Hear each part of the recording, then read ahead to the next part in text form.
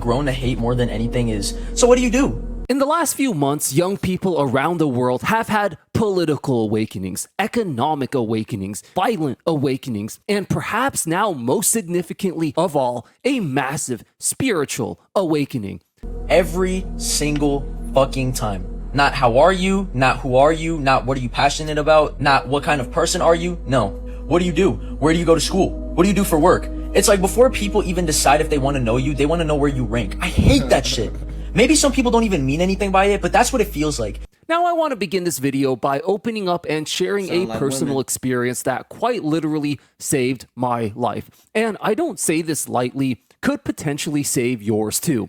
For those of you new to the channel, I'm Philosophical Gamer, the millennial defense lawyer for Gen Z, and I started this channel because I'm a millennial who came of age right after the 2008 financial crash, and I simply find it irredeemable and unacceptable that 18 years after 2008, we still haven't fixed the economy, and Gen Z now somehow has it even worse than us millennials.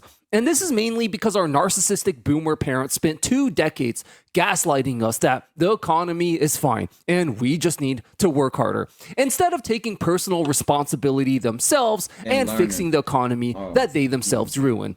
Now, when I first hit my early 20s shortly after the 2008 crash, everything in life was just incredibly difficult. I couldn't find a job despite applying to literally hundreds of places. I lived in severe poverty every day. I didn't know when my next meal would come or if I'd even have enough money to pay rent the next month. Eventually, I ended up just swallowing my pride, going on food stamps, selling my plasma, and doing clinical trials to get by. Despite how difficult of an existence that was, none of those experiences, I would say, were the absolute worst thing about my early 20s. The absolute worst thing about my early 20s can be summed up with one simple sentence. One question you inevitably get asked always in every goddamn interaction with another human being. So, what do you do for a living? Now, later on in life, I learned how to deal with this. All you got to do is give an emphatic, unapologetic, I don't do jack shit. I don't owe my life to being a slave to a corporation. And I'm happy to see that I've a lot of people don't realize how enslaved they are by a corporation or by their career or by this American dream they're chasing. Like I have a good balance of not giving a fuck about progressing in the world, but at the same time progressing in the world, being in the world but not of the world. So I'm gonna get to it. I'm getting glitchy. I'm gonna up everything in my life, but at the same time, I'm not stressing out about this shit. You could die today. You could die tomorrow. You could live forever. Not forever, but you could live today. You could live tomorrow. It's like at the end of the day, I didn't create this system. I didn't create this money. You can't take none of this stuff with you when you go. Like, it's all just we all just in a process here on Earth. But when it comes to saying what do you do, no, I don't even get asked them questions on a day-to-day basis because I don't have nobody in my face I have to answer that question to. Like, that's how good my reality is set up. I don't even have people in my life asking me these questions no more. I don't think I never have. Well, I don't remember past 6 years. And even if they did, I never gave a fuck. Empowered a lot of you to do the same thing, but when I was younger, I really just didn't know how to answer this question. And so every interaction of meeting a new person went from a casual, normal conversation to a socially engineered humiliation ritual punishment. And I'm sure every one of you out there has experienced this and knows exactly what I'm talking about. If the answer to this default inevitable question isn't something the capitalist wage slave system approves of, you're instantly punished, guilt-tripped, shamed, and humiliated. If your answer is doctor, lawyer, senior upper level management executive director of the exploitation of other human beings, or my favorite, student, if you're young enough, then you're praised, exalted, worshipped, and ass-kissed because, well, that's your reward for being an obedient little cog to the system. If your answer is anything else, then, well, you all know what happens next. And at some point, I realized this had to be a socially engineered phenomenon. Punishing you with homelessness, poverty, and starvation isn't enough for these modern-day corporate slave masters. They also have to punish you socially and psychologically if you refuse to be a slave for their shitty low wages. And as you'll see later on, the idea of asking people what you do for a living as the very first question is a very modern capitalist phenomenon. Most people throughout history would find this very strange and unusual. This is absolutely a modern, socially engineered cultural norm, specifically designed to keep you too beaten down and worn out to ever fight back. So let's circle back. Even what I do now, if I tell people I do content, they probably think I ain't making no money off this shit, or they probably think I make a lot of money off this shit. But I do what I want to do. If I tell people I wanted to do content 2 to 3 years ago when it wasn't working as well, they look at me like, oh, I tell them I'm just doing Uber until I figure it out. I'm doing DoorDash until I figure it out. Oh, I get a real job. I have had somebody tell me get a real job. If I remember this fat ass security guard, I was doing DoorDash, and we was getting into altercation because I don't know, it was something about the DoorDash order. I left it in the lobby or something, and I was supposed to like check it in before I left it in the lobby. I can't just walk in and leave the food there and take a picture. So they were trying to get me to like do extra steps, and I'm like, man, that shit already done. And then I there slammed the door on the way out and shit. The security guard tried to rock up on me like, oh yeah, I'll get a real job. And he was arguing. I'm like, shut your fat ass up. You mad you stuck at this motherfucker? I'm moving around, nigga. I'm free. Shut your fat ass down. You a security guard with no gun. Shut your bitch ass up. Like, that's how I was feeling, bro. But yeah, I'm like, man, that shit ain't even work. I want to crash out on a nigga that day. I remember that shit though. It was like 2021, 2022. I was for sure not doing the best though, but I was doing good. I mean, I'm not good, but I was doing cool. I was cool, but I wasn't like the richest or nothing like that, for sure not. To what I promised in the beginning of this video, rejecting and escaping this social cultural norm was quite literally life-saving for me, and could very well be for all of you out there as well. And this is the story and journey of how. After donating plasma and doing clinical trials for about a year, I finally managed to save up about $2,000. Okay. I know, this was at a time when $2,000 was actually a decent amount of money. I had researched online that there were several good Eastern European countries where you could live pretty comfortably off $400 to $500 per month. And so I made the bold decision to book a one-way ticket with no plan whatsoever and just hope to wing it and figure it out. A lot of people looked at this decision as risky and reckless, but the way I saw it, the way I was forced to live in the States was just as, if not far more risky and reckless. I couldn't find a job no matter how many times I tried, and my only way of surviving through selling plasma and doing clinical trials was absolutely not sustainable for my long-term health at all, especially in the great United States of America, where healthcare... That's a good idea, though, but I didn't never think about that. Like, if shit get really sticky in America, just fly overseas and stay somewhere for a few months. But, man, I just rebooked my passport appointment. That shit, it's annoying even dealing with. I just hate how they got the passport process. It's not nothing to hate. I just gotta go get it. I just don't want to get it because it's my book up. Anyway, that shit, y'all don't care about that. Isn't even available for the poor. Now, for my European audience out there, I know that Europe has its own problems and it's not an economic paradise for young people either. And I learned this very quickly from the time I stepped a foot onto European soil. My first stop in Europe was a cheap hostel in Romania, where I could rent a cheap bed for $8 a night in a room with 10 other travelers. I ate 2 meals per day, some cheap Romanian pastry for $1 or $2 in the morning, and a cheap $2 to $3 kebab from a local street vendor for dinner in the evening. In total, my living expenses amounted to about $13 a day, and I had to live like this for a long time in order to stretch that $2,000 as long as possible.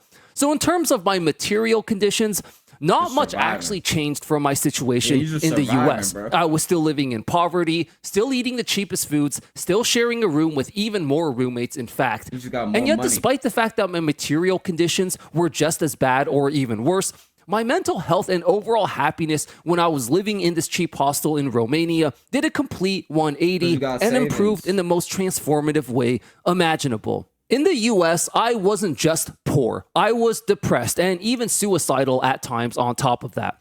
And meanwhile, this hostel experience was one of the happiest times of my life. It quite literally saved my life. And I still look back on it today with very fond memory. Okay, Mr. Hostel Story. This nigga gave a whole story time, bro. Go back to the video, nigga. All that story time, yeah. And the reason for this comes down to one simple difference. The hostel was the best social environment imaginable. It was a pit stop for young budget travelers from all over the world, and as a result, no one really cared what you did or how much money you made. In youth hostel culture, the very first question you asked someone wasn't, "Hey, what do you do?" It was, "Hey, where are you from?" And this change, this one small, simple change, made all the difference in the world for me. No more awkward introductions for not having a job. No more being judged, humiliated, and punished for refusing to be a slave. No more dehumanizing humiliation rituals where human beings are treated as mere sacrificial economic units. But far more important than the better treatment I received was the better treatment I learned to give back out to others. When I started off by asking someone where they're from instead of what they do, the conversation naturally shifted, and it took a totally different tune. I learned about their families, their culture, their religion, their hometown. Oftentimes, I'd make friends with them and later be able to visit them in their hometown. I learned to view people as actual, living, breathing humans with dreams, emotions, passions, and fears, and not economic units on an Excel spreadsheet.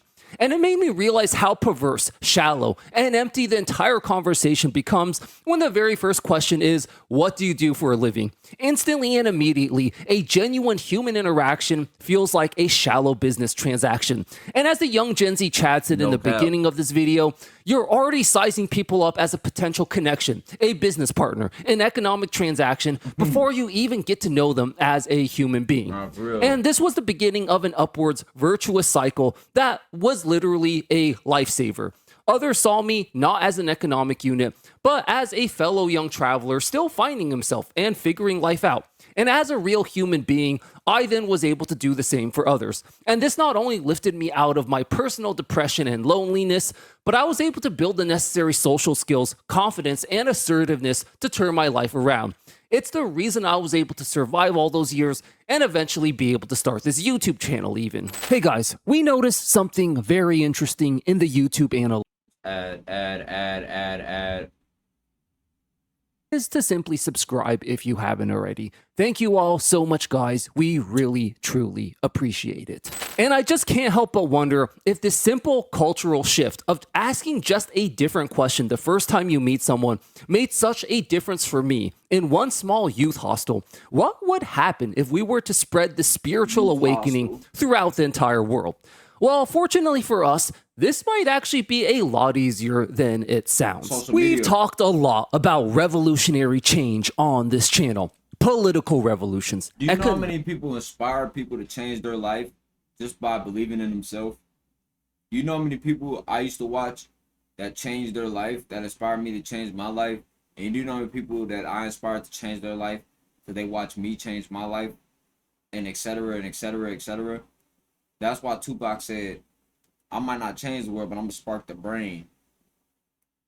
Tupac sparked my brain. I spark other people's brain.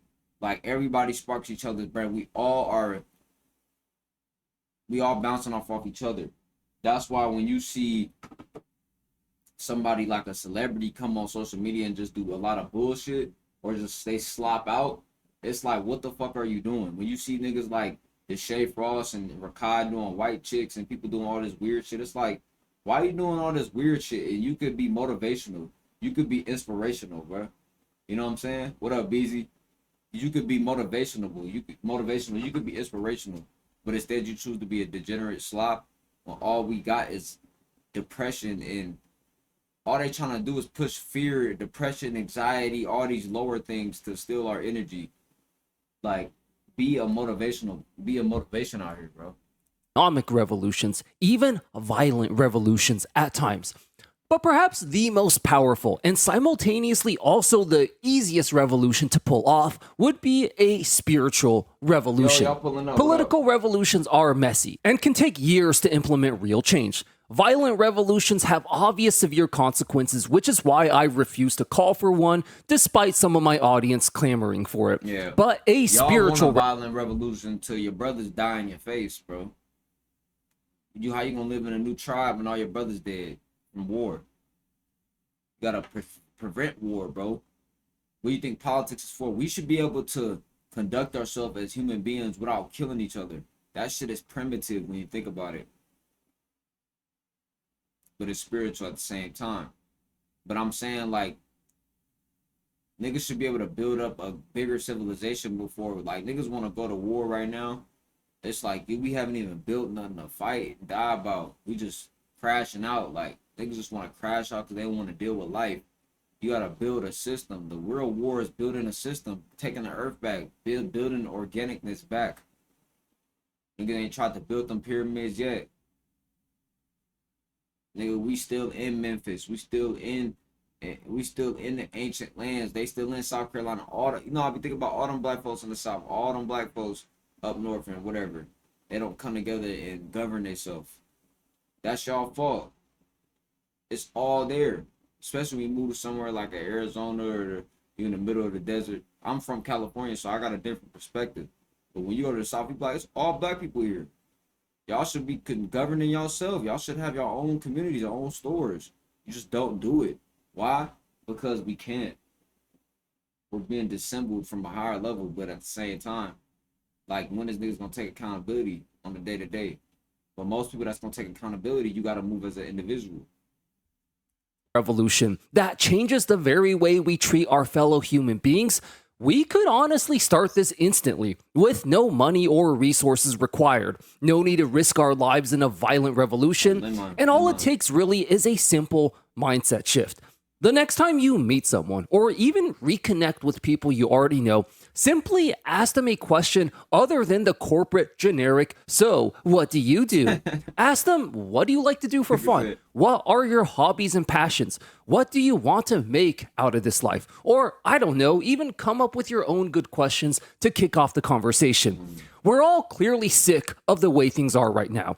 Not just the economy, not just the impossible job market and absurd inflation, although those are undoubtedly huge problems we have to deal with as well. But it's also the sheer brainwashed psychological heartlessness we've all been conditioned to treat each other with. Yeah. It's bad enough that these asshole corpos and our delusional boomer parents treat us. You're about to be homeless? Oh, well, fucking figure it out. Like, I know how that should be feeling. You don't got enough to pay for the rent, bro. And then once you get past that point, you be like, fuck it. How you can't pay for your rent? You better figure it out. But when you need help, you be like, fuck, like, as nothing more than an economic unit on a spreadsheet. Crazy. But this capitalist brainwashing is so pervasive that to some level, we even do this to each other, even if it's subconscious and unintentional. And here's perhaps the most important thing about all of this. Oftentimes, economic and political change actually follow cultural, spiritual change first.